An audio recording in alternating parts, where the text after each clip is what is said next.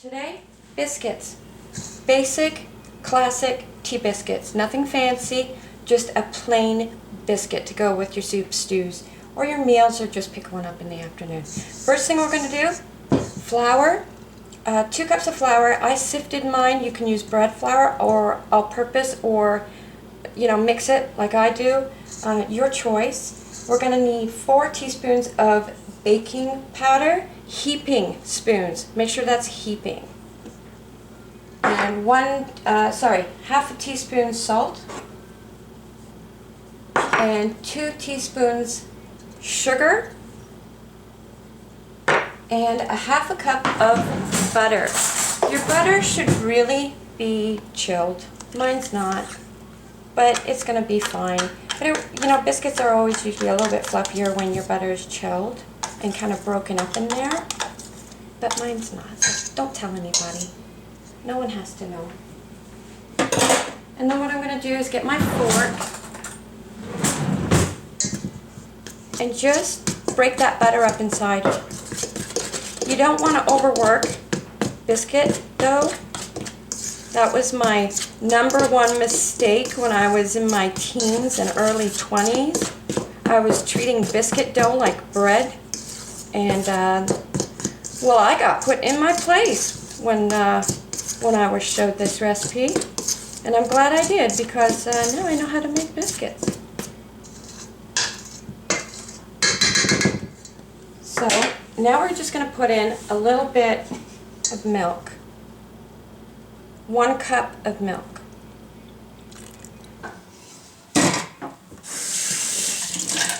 That's all the ingredients that goes into this. It's amazing.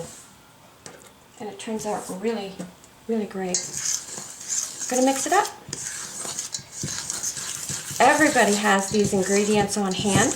You could put cinnamon in there, cranberries, raisins. You can put anything you want in your biscuits. I like them plain. That's just how we eat them. With a little bit of melted butter, and they're awesome. And just when it gets to be about there, it's not really well incorporated. It's kind of loose, kind of lumpy. It's kind of, straggling all over the place. But that's okay. We kind of like it that way. And there goes my oven. Oven's on at 375. And all I'm going to do is try to get the loose bits of flour in there. That's it. I'm not using a rolling pin. I got a little bit of extra flour here on the side. I'm going to use that for my hands. I don't use a rolling pin. And basically I leave it all crumbly. That's it. No, nothing. Just leave it all crumbly. That was her secret. Just don't play with it. Just put it on a counter and make your biscuits. And I make huge biscuits. That's how big my biscuits are. And they will fluff up and be delicious. And that's all I do. This is a very small batch. When I go to put it all back together, I kind of try to make it the same height anyway, but leave it real crumbly, real loose.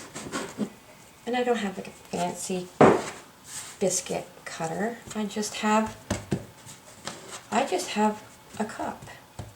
And it's done me well all these years. That's it.